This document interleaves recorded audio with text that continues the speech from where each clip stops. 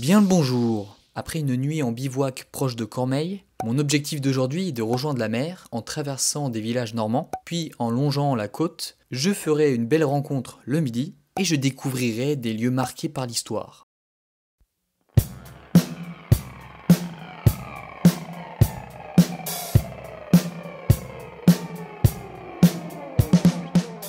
Il est actuellement 6 heures et je commence à ranger la tente. Voilà. Bon, je laisse juste une trace sur l'herbe dans le sens où j'ai aplati l'herbe, mais sinon je laisse aucune trace. Hein. De toute façon, c'est la règle du bivouac. Et on est reparti, il est 6h40.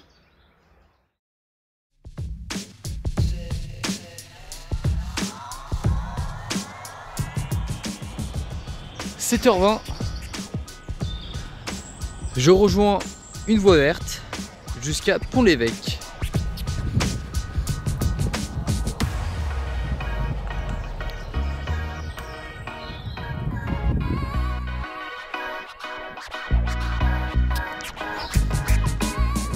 Arrivé à Pont-l'Évêque, il est 8h.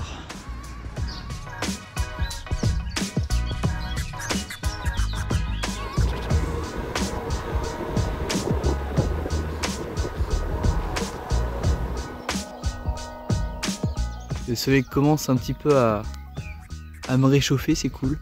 Et là on peut voir que le paysage commence à ressembler aussi à une zone un peu marécageuse, donc on sait qu'on se rapproche de la mer, quoi.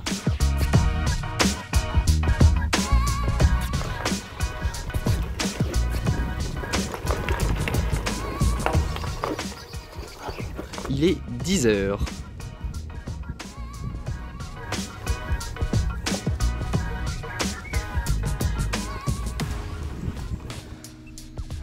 Ça m'a tué la montée. Toujours mal aux genoux, c'est pas cool. Mais au moins, on a une belle vue sur la mer, sur Villiers et sur Deauville. Bienvenue à Ouliat, il est 11h passé. J'ai pas pu filmer, mais il y avait des points de vue incroyables en pleine descente et aussi des maisons incroyables. C'est dommage, mais voilà. Ouais, juste pour les kiffs, hein, je montre quand même les palaces qu'il y a, quoi. Enfin, les superbes maisons, les superbes manoirs. Cabourg, il est 11h30.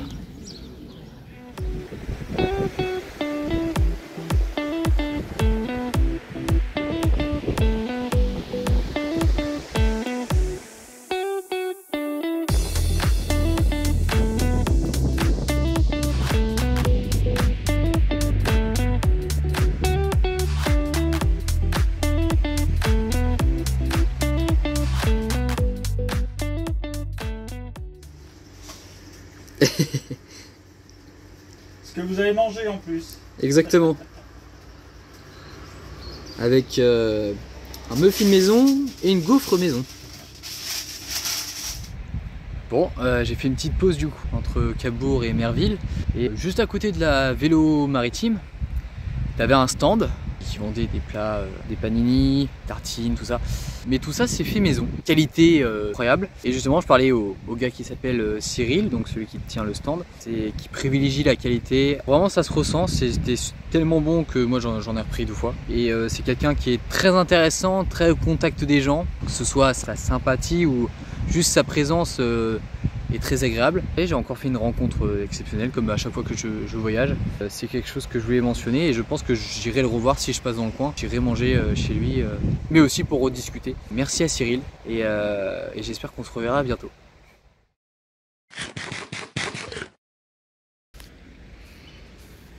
Face à la mer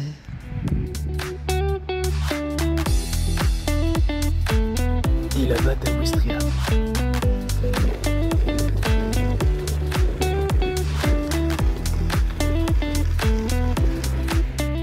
On aperçoit les premiers bunkers.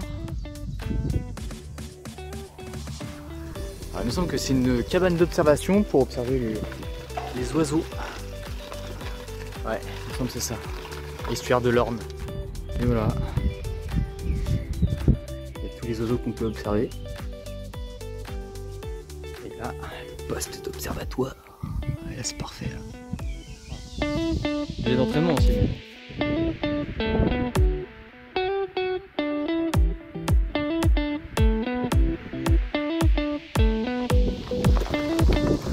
J'ai pas d'amortisseur sur ce gravel que j'avais sur mon VTT et bah là ça se ressent. Hein. Ça tremble, ça tremble.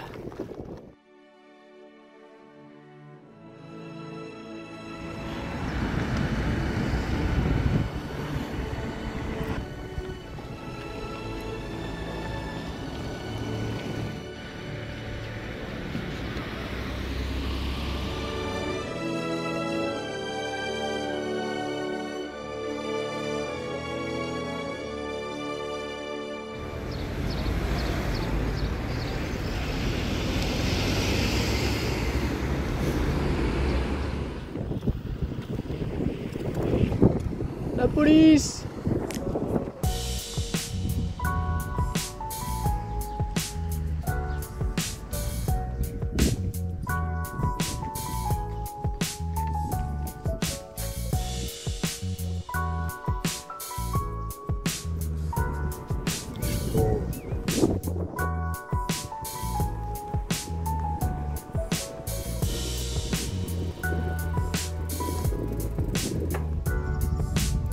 Lyon-sur-Mer, la rue des commerçants.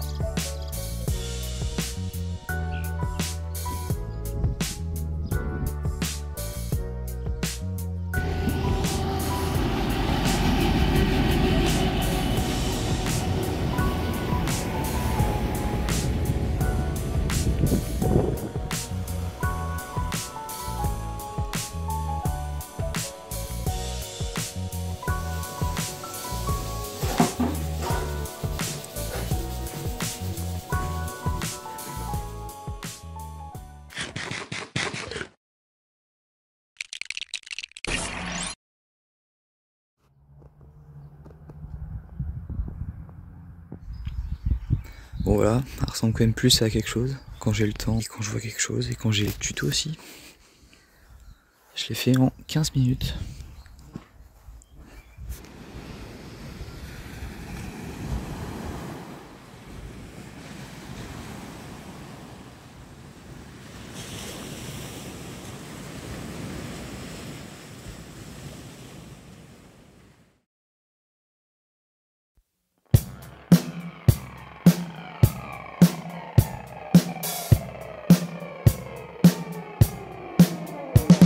J'ai quand même très bien dormi et du coup j'ai même fait une grasse mat quand je me suis levé. Il était 8h et là il est 8h30 donc je pense être parti vers 45. Pour ce troisième jour, nous allons continuer ce que nous avons commencé la veille, c'est-à-dire visiter les plages de débarquement. Nous avions visité Sword Beach, là où les Anglais ont débarqué après Ouistreham, et nous étions à Juno Beach, à côté de Ver-sur-Mer, là où les Canadiens ont débarqué. Il ne manquait plus qu'à visiter Gold Beach, où les Anglais ont encore débarqué, et enfin Omaha Beach, où les Américains ont débarqué. L'objectif était donc de traverser à Romanche, Colville-sur-Mer, et d'atteindre la pointe du Hoc, et de commencer à descendre jusqu'à Avranches. Finalement, je vous rappelle que la veille, j'avais rencontré Cyril, et Cyril m'a convaincu d'aller jusqu'à Raveneville, et donc je décide de faire beaucoup plus de kilomètres que prévu, pour visiter la dernière plage de débarquement, Utah Beach, où les Américains ont aussi débarqué là-bas.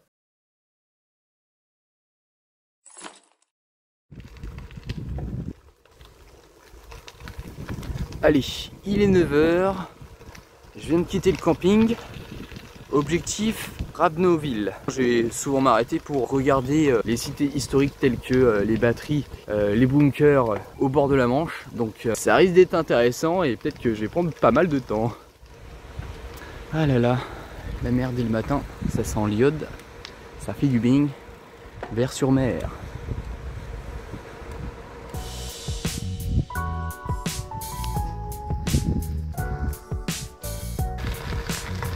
Gold Beach. On était à Juno Beach au niveau du camping et maintenant Gold. On commence à voir les falaises là-bas. Pourtant c'est à Romanche. Et là-haut, là où il y a les drapeaux, c'est le cimetière britannique de Ver-sur-Mer.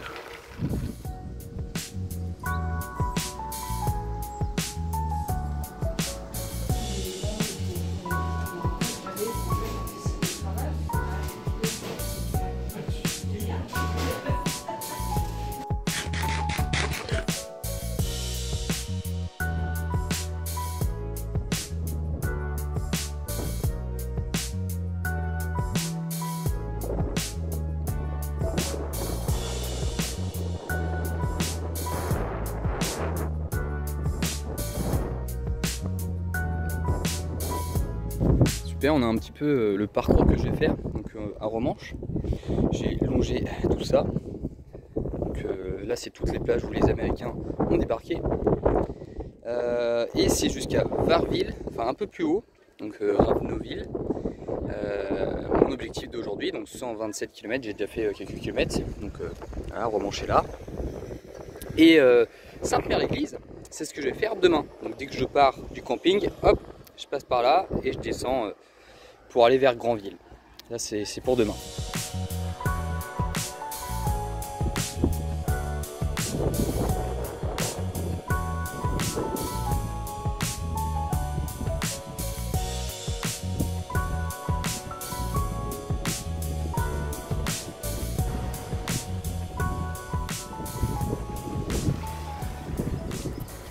Objectif, aller là-haut. La côte qui va faire souffrir.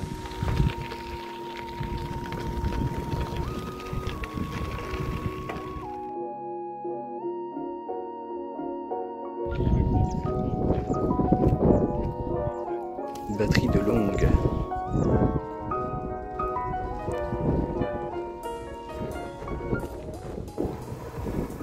Derrière l'église, on peut voir une cathédrale au loin. Et ça fait pas mal de temps que je la vois. Il me semble qu'hier je la voyais déjà. Ça se voit qu'elle est belle. Je suis curieux de savoir c'est laquelle. Ah, mais c'est peut-être celle de Bayeux. Ouais, il y a moins que ce soit celle de Bayeux. Le temps est incroyable. J'adore. C'était pas du tout ce qui était prévu, mais enfin, il y avait, c'était le seul jour où il pouvait y avoir un peu de soleil dans l'après-midi, mais même pas une heure. Et là, je l'ai depuis ce matin. C'est un vrai bonheur. C'est magnifique.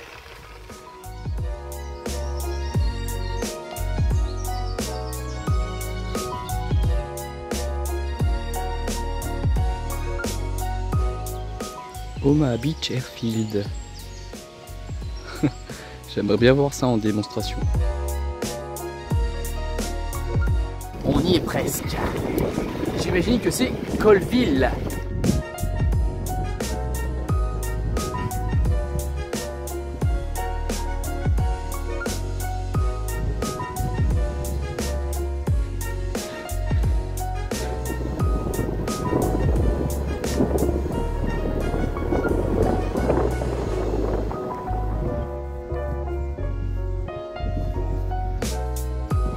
Voilà, les Américains ont débarqué sur cette plage.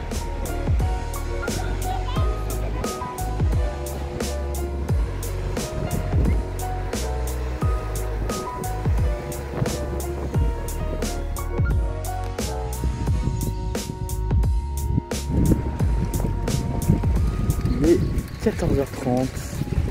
Je suis à la Cambe.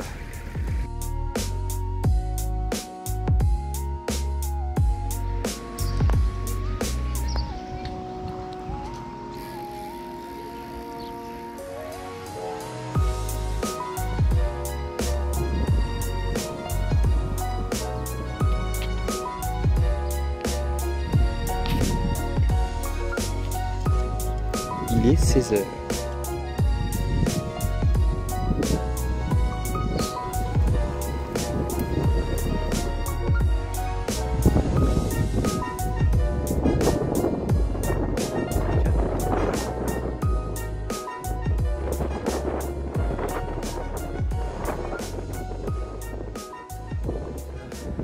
Il y a masse de vent. Au moins le vent ça atténue la chaleur. Sinon ça fatigue. J'ai l'impression de pas avancer. Oh là là, purée de pommes de terre et les beignes. Je déteste ça, mais bon, on est arrivé.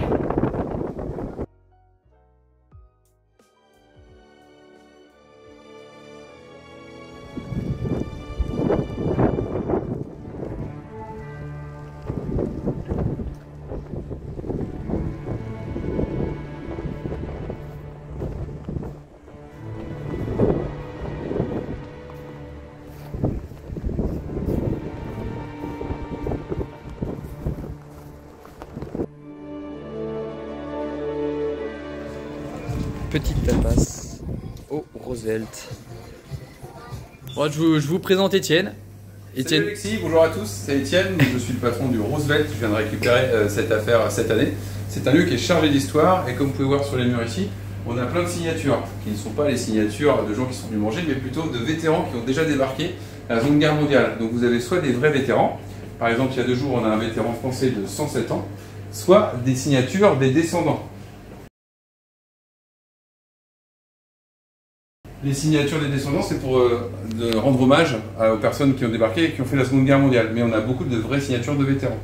Donc l'établissement se compose comme ça, vous avez plein de signatures, vous avez une petite terrasse à l'extérieur et un blocos caché qu'on fait visiter et que peut-être je ferai visiter à Alexis s'il est ça. Oh là là quand il là aura là fini là là là. ses tapas, parce qu'on fait également les tapas à l'extérieur. Petite parenthèse commerciale. Très Donc, bonne petite tapas. On est à, merci Alexis. On est à Utah Beach, lieu de débarquement où peut-être c'est l'endroit où il y a eu le moins de morts, mais c'est un endroit essentiel puisque Sainte-Marie-du-Mont a été le premier village libéré en France. Et en fait, la particularité de ce lieu, c'est que c'était une maison de pêcheurs qui était située juste à côté d'un blocos. Le blocos était bien sûr tenu par les Allemands. Quand les Américains ont débarqué, ils ont récupéré le blocos. Et c'est devenu un centre de commandement radio. C'est pour ça que vous pouvez voir partout dans l'établissement des radios comme celle-ci, comme celle-là. Et dans le blocos qu'on va voir tout à l'heure avec Alexis, vous avez des centrales radio. Et en fait, les vétérans qui sont revenus quelques années après étaient donc plein d'émotions en voyant le bunker. Parce qu'à l'époque, quand ils tenaient le bunker, les vétérans américains, les soldats américains, donc ils n'étaient pas encore vétérans, ils avaient marqué leur nom. Et ils sont revenus quelques années plus tard en Normandie pour voir un petit peu le lieu où ils ont fait la guerre. Et ils ont été émus, ils ont proposé aux gérants de l'époque de remettre le blocos comme il était quand eux s'en servaient comme centrale radio. Et donc on va voir tout à l'heure, vous avez les signatures de l'époque, une maison de pêcheurs à côté du blocos est devenue un centre de commandement pour coordonner les opérations sur le site. On verra ça tout à l'heure avec Alexis. Super, je filme. Et donc c'est la partie 2, on va au blocos, donc on passe dans les parties techniques de la cuisine. Et là, on est dans une partie privée qui n'est pas connue de tous. Hop, vas-y viens Alexis. Ouais, donc là, merci. c'est la connexion entre le restaurant, les cuisines du restaurant et le blocos. Donc là, c'est l'extérieur, les gens peuvent rentrer par l'extérieur quand on l'ouvre. Donc c'est une vraie porte de blocos. Donc c'est du mur, hein. C'est du blocos bien. Et là, vas-y viens Alexis, c'est là que tu vas voir ta petite bagounette. Waouh. Donc c'était et donc les mecs communiquaient comme ça. Et donc ils l'ont installé comme ils étaient à l'époque. Ce sont les vétérans qui ont installé ça. Donc ici sur les murs, vous avez les signatures des mecs quand ils étaient là-bas et quand ils sont revenus après en France. Ah oui. Après, ils ont marqué on a marqué des numéros. Et voilà, vous avez un petit peu les mecs à l'époque et quand ils sont revenus après. C'est incroyable. Et donc voilà, c'était pas le grand luxe hein, apparemment. Non, c'est clair que c'était pas le grand luxe. Voilà, c'est un peu marrant. Ah bah oui, c'est cocasse. Oh mon dieu. Et il y a un vétéran qui est venu il y a pas longtemps et qui a été tout simplement touché par du matériel qui était vraiment de l'époque. Lui, il n'était pas revenu ici. C'est-à-dire que ses collègues étaient revenus pour mettre en place. Et lui, quand il est venu et qu'il a, je crois que c'est cet appareil-là, ça l'a mis, enfin, ça lui a fait un choc en fait avec le téléphone parce qu'il a reconnu le matériel et ça l'a renvoyé dans l'époque. Et ce qui est marrant parce qu'il y avait plein de choses qu'il pourrait le faire, mais c'est cet appareil sur lequel il a scotché. Ok. Sa Madeleine à lui. C'est incroyable. Bon, ouais, merci Étienne. Avec plaisir.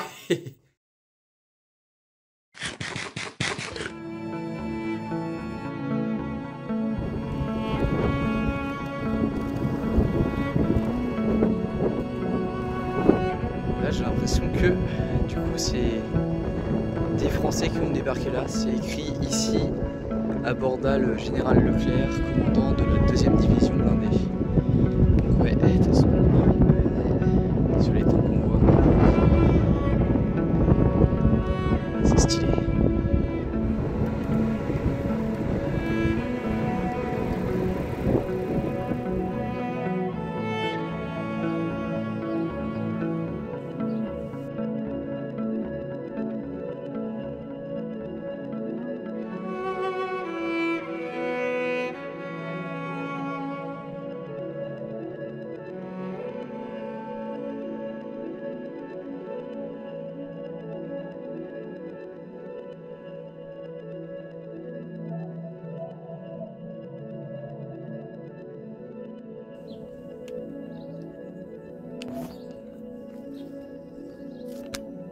C'est spacieux quoi.